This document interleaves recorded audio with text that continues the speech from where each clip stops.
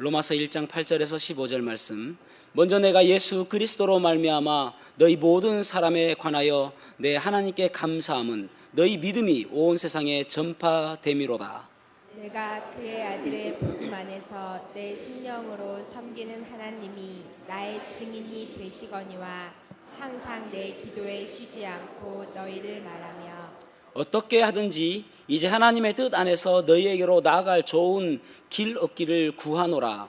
내가 너희 보기를 간절히 원하는 것은 어떤 신령한 은사를 너희에게 나누어 주어 너희를 견고하게 하려 함이니 이는 곧 내가 너희 가운데서 너희와 나의 믿음으로 말미암아 피차 안위함을 얻으려 함이라. 형제들아 내가 여러 번 너희에게 가고자 한 것을 너희가 모르기를 원하지 아니하노니 이는 너희 중에서도 다른 이방인 중에서와 같이 열매를 맺게 하려 함이로되 지금까지 길이 막혔도다. 헬라인이나 야만인이나 지혜 있는 자나 어리석은 자에게 다 내가 빚진 자라. 그러므로 나는 할 수 있는 대로 로마에 있는 너희에게도 복음 전하기를 원하노라. 아멘. 착석하시겠습니다.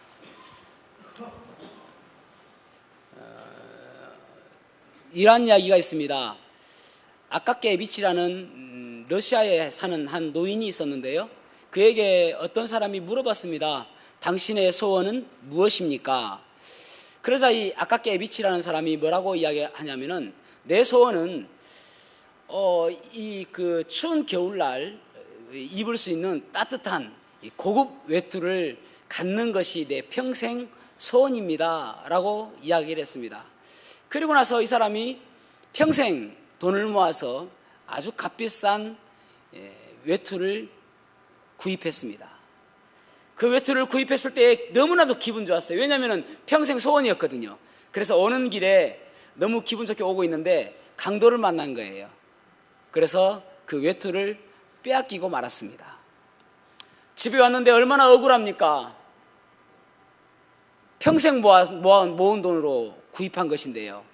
그래서 결국은 이분이 얼마 가지 않아 돌아가신 거예요.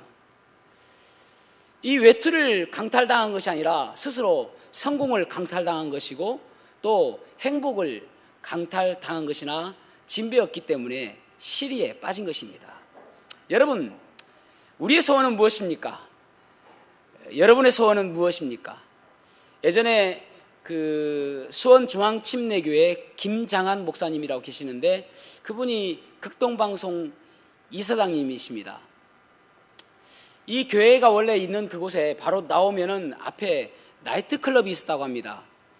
그러니까 예배에 참 말씀 잘 듣고 나오는데 오빠 뭐해 하는 것처럼 딱 이렇게 있으니까 아주 영적으로 안 좋죠. 그런데 이제 그가운데 한 모치님이 이제 돌아가시기 전에 목사님에게 봉투를 하나 내미시는데 큰 돈 아니에요. 500만 원입니다. 500만 원 내놓으면서 목사님, 제가 예배를 드리고 나올 때마다 그 야샤시한 그 그림 때문에 저 건물을 교회에서 샀으면 좋겠다라는 생각을 가지고 그동안 먹지 않고 입지 않고 모은 돈이 500만 원밖에 못 모았습니다. 좀 더 많은 돈을 모으려고 했지만 그렇게 하지 못했습니다. 이 돈으로 저 건물 사주세요. 그렇게 한 것입니다. 그래서 이제 김장한 목사님이 성도들에게 광고한 것이죠. 어느 모치님이 돌아가시기 전에 500만 원을 주면서 저 건물을 샀으면 하는데 여러분들도 동참해 주면 좋겠습니다 라고 광고를 했습니다. 그런데 그 이야기에 대해서 모두가 다 공감하고 있는 이야기예요. 저 건물 우리가 샀으면 그 야사시한 여자를 안 볼 텐데, 그런 생각을 가지고 있었으니까요. 그래서 결국은 그 건물을 산 거예요. 그래서 교육관으로 사용하게 되었다는 그러한 이야기를 보았습니다. 여러분, 우리는 어떤 소원을 가지고 있습니까? 내 마음속에 자리하고 있는 것이 무엇입니까? 내가 어떤 소원을 가지고 있느냐에 따라서 삶의 방향이 달라질 수가 있고 삶의 태도가 달라질 수가 있습니다. 오늘 본문의 말씀을 가지고 당신의 소원은 무엇입니까? 당신의 소원은 무엇입니까? 라는 제목으로 말씀을 나누겠습니다. 첫 번째로는 우리의 소원은 선한 영향력을 끼치려는 소원이 있어야 함을 볼 수가 있습니다. 선한 영향력을 끼치려는 소원이 있어야 된다. 예전에요, 그 일본과 스위스에서 공동으로 그 뭡니까 연구를 했는데, 그 연구 주제가 무엇이냐면은 군집에서 고립된 개미는 수명이 10분의 1로 줄어든다. 이것이 주제입니다. 이것이 제목이었어요. 뭡니까 뉴스에 보니까 그렇게 적혀 있어요. 그 내용을 쭉 관심이 있어서 보니까 어떤 내용이냐면은 개미가 그 무리에서 빠져나왔을 때 계속 무리를 찾아다닌다는 거예요. 근데 결국은 무리에서 이탈되어지고 빠진 개미의 수명이 며칠이냐면 6일이랍니다. 6일. 그러니까 개미들은 어떤 습성이냐면은 먹이를 먹어요. 그러면은 먹이를 다 소화시키지 못하고 여기 사회위라는 모이 주머니가 있답니다. 사회위.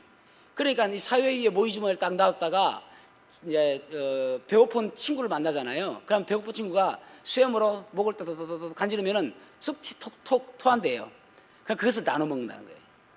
그런데 중요한 것은 그 친구를 못 만나지 않습니까? 그러면 이게 토하지 못하잖아요. 그러면 소화시키지 못한 상태에서 영양분 결핍으로 6일밖에 못 살고 죽는다는 것입니다. 그런데 이 개미가 여러 친구들을 만나고 토하고 해서 먹고 하면은 며칠을 사냐면은 66일을 사는 거예요. 엄청나죠? 10분의 1이에요. 10분의 1. 그만큼 차이가 나더라는 것입니다. 그래서 이게 참 신기하지 않습니까? 그죠? 참 그 개미의 지혜가 있지 않습니까? 근데 개미의 지혜라기보다는 하나님의 지혜라고 볼 수 있겠죠.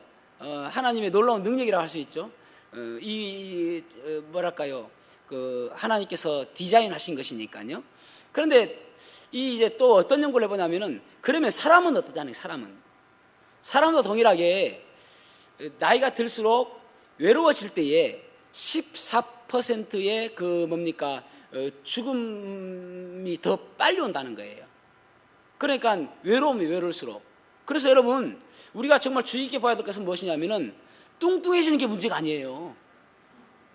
그 다이어트가 문제가 아니라 외로우면 빨리 죽는다니까요. 그러면은 뭐 외롭든 어쨌든 간에 다이어트 하다가 그렇게 되지면은 14% 일찍 죽는데, 날씬해가지고 일찍 죽는 게 좋겠습니까? 뚱뚱해도 오래 사는 게 좋겠습니까? 그래도 날씬하면서 오래 사는 게 낫겠죠? 그러면은 다이어트 하면서 여러 사람들 만나면 되겠죠. 아리스토텔레스가 그렇게 이야기했지 않습니까? 인간은 사회적 동물이다. 그렇게 이야기했지 않습니까? 우리는 혼자 살 수 없는 존재입니다. 그래서 여기 로마서를 쭉 보면은요, 바울은 어떻게 기술하고 있냐면은 처음에는 복음에 대해서 기술하고 있습니다. 그래서 복음이 무엇인가? 복음은 예수 그리스도다. 지난주에 복음이 예수 그리스도라는 주제로 말씀을 보았잖아요. 그러니까 복음은 예수 그리스도인데, 그 첫 번째는 복음은 무엇인가? 그 다음에는 복음을 통해서 구원받은 나, 십자가를 통해서 변화된 나, 구원의 간격으로 살아가는 나, 그래서 사도로 택정함을 받은 나에 대해서 기술하고 있고, 전개되는 것이 무엇이냐면은 나 혼자 끝나는 것이 아니라 내가 받은 이 복음의 간격을 로마 성도들에게 흘러가는 그런 식으로 이렇게 지금 기술하고 있어요. 그러면서 1장 8절 보세요. 먼저 내가 예수 그리스도로 말미암아 너희 모든 사람에 관하여 내 하나님께 감사함은 너희 믿음이 온 세상에 전파됨이로다. 아멘. 여기 보면은 이제 복음을 통해서 내가 구원받고 내가 변화가 되어지고, 내 변화를 통해서 로마 사람들이 변화되어지고, 로마 사람들이 또 세상 온 사람들에게 전파되어지는 것, 그렇게 이야기하고 있죠. 그러니까 결국은 사람은 살아가면서 좋든 싫든 간에 다른 사람들과 영향을 미치게 되어지고 영향력을 행사할 수밖에 없다는 것을 우리가 알 수가 있다는 것입니다. 그래서 우리가 생각해 볼 것이 무엇이냐면은, 내가 지금 믿음 생활을 잘 하고 있는가를 바라볼 때에, 여기 보면은 바울 사도는 너희 때문에 내가 기뻐한다 그렇게 하고 있잖아요. 그러니까 내 믿음의 생활을 잘 하고 있는가를 볼 수 있는 척도, 점검이 무엇이냐면은 내가 다른 사람들 때문에 기뻐하고 있는가예요. 내가 다른 사람들 때문에 감사하고 있는가입니다. 그렇다면 내가 다른 사람들 때문에 기뻐하고 내가 다른 사람들 때문에 감사하면은 내 삶이 달라지는 것이죠. 날마다 찬양이 우러나고 날마다 기뻐하고 날마다 웃음 띄는 모습으로 살아갈 거 아닙니까? 그것이 다른 사람들 때문에 변하는 내 모습입니다. 그것 때문에 결국은 영향력 있는 삶을 살게 되어지는 것이죠. 여러분, 저도 마찬가지입니다. 제가 목회를 잘하고 있느냐 점검해 볼 수 있는 것은 무엇이냐면은 뭐 얼마나 성도들이 많이 모여 있느냐, 또 얼마나 헌금이 나왔느냐, 그게 중요한 게 아니라니까요. 그것 때문에 내가 기뻐하고 그것 때문에 슬퍼한다면은 아주 유치원에 갈 수밖에 없는 그런 사람이죠. 그러니까 결국은 내가 그것보다도 성도들 때문에 내가 기뻐하는가, 성도들이 믿음으로 성장하는 것을 보며 감격하고 감사하고 있는가, 그것 바라보는 것이죠. 그렇지 않냐면은 목회 잘못하고 있는 것이죠. 그래서 여러분, 내가 목회를 그만둬야 될 때가 언제인가 하면은 성도들을 바라볼 때 기뻐함이 없을 때에, 내 눈이 얼마나 나쁘고 그것이 중요한 것이 아니라 성도들을 향해서 기뻐하는 마음이 사라질 때에, 성도들을 향해서 감격하는 마음이 사라질 때에, 감사하는 마음이 사라질 때에, 그때는 내려놓아야 되죠. 그때는 그만해야 됩니다.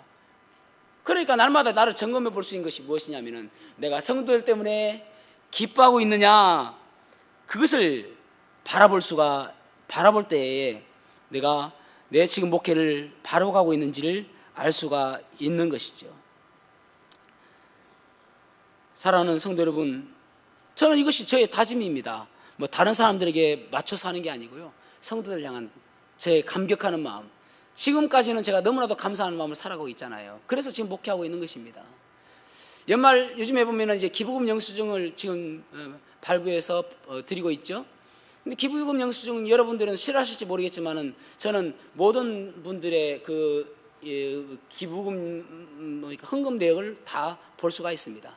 근데 그것을 바라보면서 얼마나 감사한지 몰라요. 어떤 분들은 새벽 일찍 나가가지고 열심히 일해가지고 하나님께 감사하는 마음으로 물질을 드리는 사람들도 있는가 하면, 또 어떤 사람들은 직장에 가서 상사들의 그 꾸지람을 들어가면서도 고개를 조아리며 머리를 숙이며 그렇게 힘겹게 살아가면서, 그리고 이제 하나님께 감사하는 마음으로 물질을 드리는 사람들이 있고, 또 어떤 사람은 작년보다 더 줄어든 사람들도 있는가 하면 어떤 사람도 작년보다 더 많은 사람들도 있어요. 그런데 작년보다 줄어든 사람 보면 또 애가 쓰이는 거예요. 야, 참 올 한해 정말 힘겹게 살았겠구나. 어떤 사람들은 뭐 대출금 갚는 것도 힘들지 않습니까? 그럼에도 불구하고 물질을 드리는 사람들도 있는가 하면, 또 어떤 사람들은 하나님께서 축복하셔서 물질이 올해는 또 많은 사람들도 있어요. 그러면은 기쁘죠. 야, 이 사람은, 이 성도는 참 하나님께서 많이 축복해 주셨구나. 그런 기쁨이 있는 거예요. 그래서 기부 내역을 바라보면서, 헌금 내역을 바라보면서 저는 사실은 그것이 감사 기도가 되어지고 또 기도 제목이 되어지는 것입니다. 참 힘겹게 하는 사람도 보면은 더 기도가 되어지고, 하나님 너무 힘들지 않게 해주십시오. 이것 때문에 시험에 들지 않도록 도와주십시오. 그런 기도가 있는 거예요. 우리가 여러분 주위 사람들 때문에, 성도들 때문에 기뻐하고 감격하는 모습이 있어야 되지 않겠습니까? 그럴 때 결국은 나의 삶이 변화되어지고 다른 사람들에게 영향력을 줄 수가 있는 것입니다. 결국은 그것 때문에 내가 변화되어지는 거거든요. 내가 감사하는 마음이 생기게 되어지는 것이지 않습니까? 그래서 사랑하는 성도 여러분, 내가 지금 기뻐하는 것이 무엇 때문에 기뻐하는가 한번 점검해 봐야 돼요. 명품백을 받았을 때 기뻐한다면 나는 소유에 기뻐하고 있는 거예요. 내가 어떤 높은 지위, 명예에 내가 기뻐하고 있다면 나는 명예에 기뻐하고 있는 것입니다. 그러나 내가 성도들 때문에 기뻐하고 우리 주님 때문에 기뻐하고 우리 교회 때문에 감격하는, 감사하는 마음이 있다면 그 사람은 지금 바로 가고 있는 거예요. 그런 삶을 추구해야 되지 않겠습니까? 그래서 감사하는 삶이 우리에게 있을 때에 결국 내 삶이 달라지고 다른 사람들에게 영향력을 끼칠 수가 있는 것입니다. 여러분, 우리가 세상 사람들과 다르다는 것이 무엇일까요? 우리가 세상 사람들과 다르다는 것은 무엇이냐면은, 다시 말해서 우리 교회가 세상 사람들과 다르다는 것이 무엇인가요? 여러분, 우리 교회는 세상과 다른 것입니다. 만약에 똑같다면은 아무런 영향력을 끼칠 수가 없는 것입니다. 그래서 교회가 타락하는 그 이유가 무엇이냐면은 세상과 똑같은 것의 가치관을 가지고 세상이 똑같이 중요하다는 생각을 가지고 있을 때에 교회는 타락하게 되는 거예요. 물감을 보시기 바랍니다. 흰 물감은 흰 물감끼리 섞었을 때는 전혀 다르지 않습니다. 또 변화되지 않습니다. 또 검정 물감과 검정 물감을 섞어도 바뀌지 않습니다. 그러나 빨간 물감과 흰 물감을 섞으면은 핑크색이 되는 것이죠. 그리고 또 예를 들어서 파랑색과 흰 색깔을 섞으면은 뭐 하늘색이 되는 것이죠. 그렇게 바뀌는 것이지 않습니까? 그러니까 결국은 내가 세상과 다른 삶을 살아야 세상이 변화되지는 거예요. 세상과 똑같은 색깔을 가지고 가면은 전혀 변화되지 않는 것을 기억하셔야 된단 말입니다. 그래서 여기 우리가 바울 사도가 성도들 때문에 기뻐하고 성도들 때문에 감격하고 감사하는 것처럼 우리들도 우리 성도들 때문에 감격하고 감사하는 모습이 있어야 되는 것입니다. 그것이 구원받은 사람들의 첫 번째 특징이에요.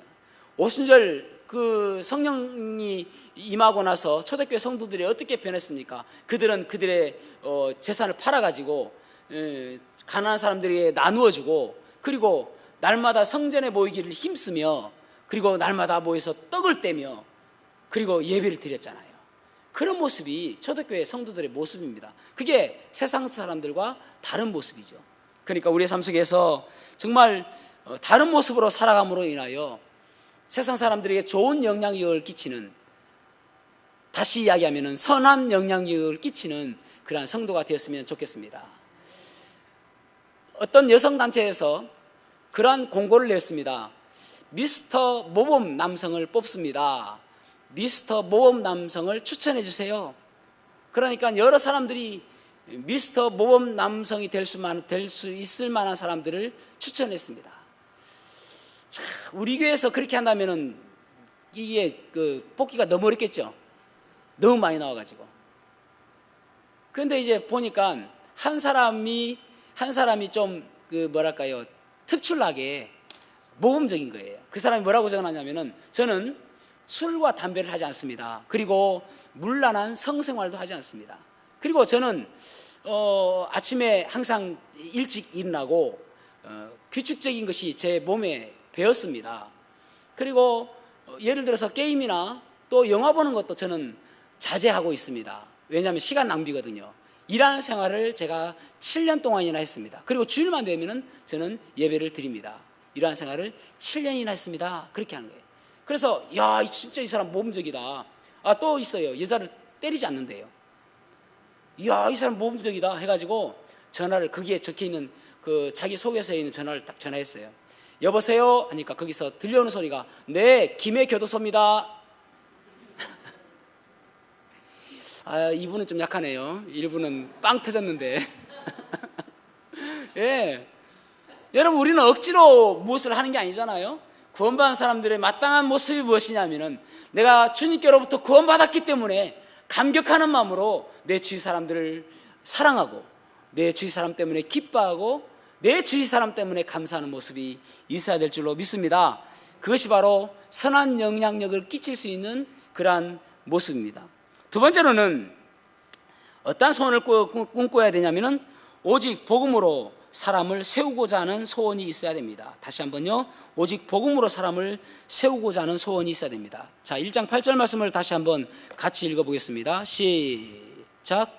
먼저 내가 예수 그리스도로 말미암아 너희 모든 사람에 관하여 내 하나님께 감사함은 너희 믿음이 온 세상에 전파됨이로다. 아멘. 어떤 사람을 어떻게 세울 것인가를 생각할 때 바울 사도는 첫 번째 도구로 칭찬과 격려라는 도구를 사용합니다. 로마에 있는 성도들에게 좋은 점을 찾아서 이야기해주고 있는 것이죠. 사실은 로마서는 아주 중요한 책입니다. 교리책이라고도 하지요. 그래서 아주 중요하고 어렵기도 하고 그런 책입니다. 그러면은 바울 사도는 이게 너무나도 중요하기 때문에 로마 성도들에게 편지할 때에 너희들 똑띠 들으라, 진짜 중요한 이야기다, 이래가지고 막 이야기하면은 로마 성도들이 중요하구나 그렇게 생각할 수도 있겠죠. 그런데 그렇게 이야기하지 않고 나중에는 그렇게 나오지만은 결국은 앞에는 무엇이냐면은 칭찬을 먼저 하는 것을 보게 되어집니다. 그리고 12절에도 보면은 피차 안위함을 얻으려 이렇게 말씀하고 있습니다. 피차 안위함을 얻는다는 말은 바울과 로마 성도들 서로가 서로에게 위로가 되어지고 용기가 되어진다, 그런 말씀을 하고 있는 것입니다.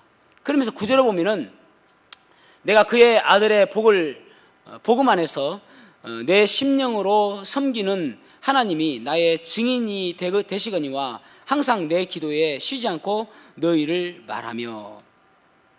바울은 이 로마 성도들을 쉬지 않고 기도하고 있다, 그렇게 말씀하고 있죠. 그러면서 바울 사도는 어떻게 간절히 무엇을 기도하냐면은 11절 보세요. 내가 너희 보기를 간절히 원하는 것은 어떤 신령한 은사를 너희에게 나누어 주어 너희를 견고하게 하려 함이니. 아멘. 견고하게 하려 하고 있다. Make you strong 이라고 영어 성경에는 번역하고 있습니다. encourage거든요. 그러니까 강하게 하는데 어떻게 강하게 하냐면은 격려로서 강하게 한다, 그런 말입니다. 무엇을 줘가지고요? 신령한 은사를 나누어 주어서 너희들을 강하게 한다, 그렇게 말씀하고 있습니다. 근데 이 격려한다, 견고하게 한다는 말에, 이 말에는 격려하다는 말이 포함되어 있다고 했죠. 격려한다. 그 명품 크리스찬이라는 책에 보면은 이런 내용이 나와요. 예전에 뭐 나이 조금 드신 분들은 다 아시겠지만은 1997년에 신창원이라는 사람이 부산 교도소에서 탈옥한 사건이 있었습니다. 근데 신창원을 그 변호했던 이 변호사가 뭐라고 회상하면서 기술하냐면은 이런 이야기를 적어놓습니다. 만약에 내가 어렸을 때에 나를 보고 학교 선생님이 너는 착한 아이야 라는 한마디만 했다 하더라도 나는 이렇게 되지 않았을 것입니다 라고 이야기를 합니다. 그러면서 5학년 때 자기 담임 선생님이 이 신창원에게 뭐라고 이야기하냐면, 야 XX야, 너는 돈도 없으면서 뭐하러 학교 왔니? 어서 꺼져. 이 이야기 때문에 내 마음속에 악마가 생기게 되었습니다, 그렇게 이야기를 하더라는 것입니다. 여러분, 결국은 칭찬 한마디였으면 이렇게 되지 않았을 텐데 칭찬이 없었기 때문에, 격려가 없었기 때문에. 그 피그말리온 효과라는 말이 있죠. 피그말리온 효과라는 말은 무슨 말이냐면은 그리스 신화에 보면은 그 조각가 가운데 피그말리온 조각가가 등장하게 되어집니다. 그래서 이 피그말리온이 이쁜 여자를 조각을 해요. 그러면서 이 여자를 너무너무 사랑하는 거예요. 오늘날 같으면은 저기 흰 집에 묶어 놓아야 되는데, 아니 이것을 너무너무 좋아하는 거예요. 그래서 그것을 보고 있던 디테가, 이쁜 아프로디테가 이 아프로디테가 로마식 이름이 비너스입니다. 그러니까 이쁘잖아요, 디테가. 그래서 이렇게 있지 않습니까? 그러니까 아프로디테가 그것을 보면서 야, 참 지극정성이다 해가지고 이 조각에게 생명을 넣어줘요. 그래서 잘 먹고 잘 살았다는 이야기입니다. 그런데 왜 이게 피그말리온 효과인가? 실제로 샌프란시스코에서 어떤 일이 있었냐면은 교사 선생님 3명을 차출합니다. 그러면서 그들에게 이야기합니다. 선생님들은 여러 선생님들 가운데 그 교수 태도가 너무나도 좋고 또 여러 선생님들보다 뛰어나신 분을 우리가 3분을 선발했습니다. 그리고 나서 제가 여러 선생님, 3분 선생님에게 90명을 또 학생들을 뽑아가지고 이 90명 학생들은 다른 학생들보다 훨씬 뛰어난, 머리도 좋고 뛰어난 학생들인데 이 학생들을 30명씩 배정해 드리겠습니다. 그렇게 이야기를 한 거예요. 그런데 이게 다 뭐냐? 뻥이에요.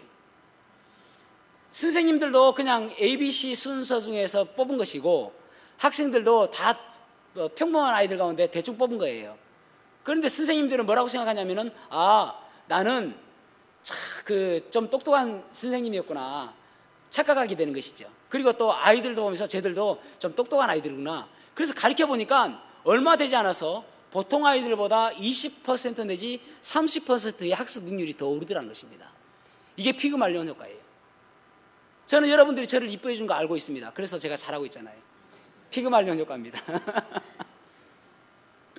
예, 그래서 잘 되는 교회와 잘못되는 교회 아니에요. 부흥하지 않는 교회. 잘 되는 교회와 부흥하지 않는 교회의 특징이 있는데, 잘 되는 교회의 특징은 뭐냐면은 딱 가보면 알아요. 찬양이 살아있어요. 찬양이 첫 번째로 찬양이 우렁차고 진짜 기뻐가지고 찬양하고요. 두 번째가 뭐냐면은 서로가 서로를 칭찬해요. 목사님은 성도들을 칭찬하고 성도들은 목사님을 칭찬하고 그런 교회들은 대부분 다 부흥하고 잘 되는 교회들입니다. 예, 우리 교회가 그런 교회 아닙니까, 그죠? 예. 근데 이제 부흥하지 않는 교회는 찬양도 죽어 있고 또 목사님은 성도들을 욕하고 성도들은 목사님 욕하고 그런 교회들은 부흥하지 않는 교회예요. 예. 그러니까 부흥하기 참 쉽죠? 그것만 잘하면 됩니다. 예. 찬양 잘하고 서로 칭찬해주고, 예, 격려가 그만큼 중요함을 제가 말씀드리는 거예요. 여러분, 격려는 그만큼 중요합니다. 근데 여기 보면은 그런 격려 가운데서 바울 사도는 또 뭐라고 이야기하냐면은 신령한 은사를 너에게 나눠준다 그렇게 말씀하고 있잖아요. 11절에. 참 격려라는 게요, 우리가 생각할 때에 어떤 사람들의 잘못을 끄집어내고 또 잘못을 지적해주면은 훨씬 그 사람이 쉽게 변화될 것 같지 않습니까? 아니, 여러분, 그 배우자들에게요. 근데 여러분, 잘못을 찝어주는 것은 마치 바늘과 같습니다. 그래서 긴장하게 하고 조금은 바뀔 수도 있죠. 콕콕콕콕 찌르니까요. 제가 지난주에 어깨가 아파가지고 한의원 가서 그 침을 맞았는데 첫날에 가서 이제 그 부항을 뜨더라고요. 첫날에는 묻지도 않고 따지지도 않고 부항을 딱 떠버리던데 그 다음날 가니까 그 부항 뜬 그 자리에 또 침을 놓아가지고 와 진짜 아프더라고요. 바늘 얼마나 무섭습니까? 어떻게 생각하면 지적은 그렇거든요. 근데 칭찬은 어떤 거냐면은 마치 손방망이로 두드려주는 것과 똑같아요. 그러니까 안 맞아주는 것과 똑같은 것이죠. 시원한 것이죠. 그러면 결국은 쉽게 변화되는 것이죠. 여러분, 칭찬만큼 좋은 것이 없습니다. 그런데 여기 보면 또 칭찬하다가 또 뭘 주냐면은 신령한 은사를 너에게 나눠주겠다 그렇게 말씀하고 있잖아요. 스피리추얼 기프트거든요. 근데 이 스피리추얼 기프트라는 말은 영적인 선물이라는 말인데 우리는 간혹 이 은사 하면은 뭐 방언이라든지 또 신유라든지 뭐 특별한 것이 많이 은사라고 생각하잖아요. 근데 여기서 보면은 신령한 은사, 이것도 은사라고 말씀하고 있는데 이 신령한 은사가 무엇인가 하면은요 15절 보세요. 그러므로 나는 할 수 있는 대로 로마에 있는 너에게도 복음 전하기를 원하노라. 그러니까 결국은 신령한 은사라는 것은 복음을 너에게 전하고 싶다 그런 말입니다. 그러니까 우리는 여러분 구원받으셨지 않습니까? 구원받으셨으면은 이 신령한 은사 복음을 우리는 선물로 받은 것이에요. 예. 그런데 이 복음만큼 중요한 것이 없음을 바울 사도는 알고 있지 않습니까? 그러니까 사도행전 3장에 보면은 안진병이가 있는데 그 사람이 더 좋아하는 것은 무엇이죠? 은과 금을 더 좋아하겠죠? 그런데 은과 금보다도 더 중요한 것이 무엇인지를 베드로는 알고 있잖아요. 그래서 베드로는 은과 금은 내게 없지만은 나사렛 예수 그리스도 이름으로 명하노니 일어나 걸어라 라고 하잖아요. 그러니까 벌떡 일어나 걸어요. 그러면서 이 안진병이가 느낀 것이 무엇입니까? 은과 금을 주지 그런 말일까요? 왜 이걸 나를 일으켜 은과 금을 주지 그런 마음 아니잖아요. 야 정말 내가 꿈꾸지도 못했던 걸 나에게 주구나. 복음의 능력은 바로 이런 것입니다. 여러분, 내가 복음이 있다는 것 자체가 얼마나 기쁘고 감사한 이 감격 가운데 살아야 된다니까요. 나를 구원하신 그 주님의 사랑, 그 사랑 때문에 내가 날마다 감격하며 기뻐하며 살아야 된다니까요. 그래서 어떤 사람들 바라보면서 부러워할 것이 아니라 내가 가지고 있는 이 복음 때문에 감격하고 그 사람도 이 복음을 가져야 된다는 그런 마음이 있어야 되죠. 그것이 복음에 대한 프라이드입니다. 복음에 대한 긍지심입니다. 그것이 있어야 되죠. 우리의 민요 가운데 아리랑 노래 있잖아요. 아리랑 아라리요 아리랑 고개로 넘어간다. 나를 버리고 가시는 님은 심리도 못 가서 발병나네. 나를 버리고 가는 님은 심리도 못 가서 발병나지만은 내가 전한 이 복음을 듣지 아니하면 너는 진짜 발병난다. 그런 긍지심으로 살아야 되죠. 그만큼 복음은 우리에게 중요한 것입니다. 그런데 14절에 보면은 이 복음에 대해서 어떻게 이야기하냐면은 내가 빚진 자라라고 얘기해서 복음에 헬라인이나 야만인에게 나는 빚진 자다 그렇게 말씀하고 있잖아요. 우리는 빚진 자다 그렇게 말씀하고 있다는 것입니다. 빚이라는 것은 두 가지예요. 하나는 내가 꾸은 거 빚, 또 한 가지는 나에게 다른 사람에게 전해주라는 빚. 근데 여기서 복음은 후장입니다. 다른 사람들에게 전해주라는 빚이에요. 내가 예를 들어서 1억을 누가 저에게 주면서 이것 누구에게 전해주세요 라고 하는 것이 빚입니다.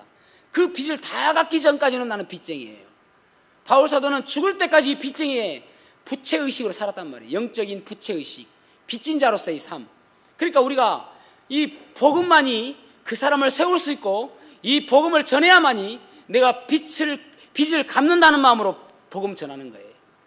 그것이 결국은 그 사람을 세우는 데는 복음밖에 없음을 기억하신단 말입니다. 사랑하는 성도 여러분, 사람을 세워주는 것은 오직 복음밖에 없음을 기억하시길 바랍니다. 가장 중요한 것은 복음밖에 없음을 기억하시길 바랍니다. 그래서 내가 가지고 있는 이 복음, 마치 내가 복음을 부끄러워하지 아니하노니 이 복음은 모든 믿는 자에게 구원을 주시는 하나님의 능력이 됨이라. 그렇게 고백하고 있는 이 바울 사도의 고백처럼 복음을 자랑스럽게 생각하는 저와 여러분이 되기를 주님의 이름으로 축복합니다. 기도하시겠습니다.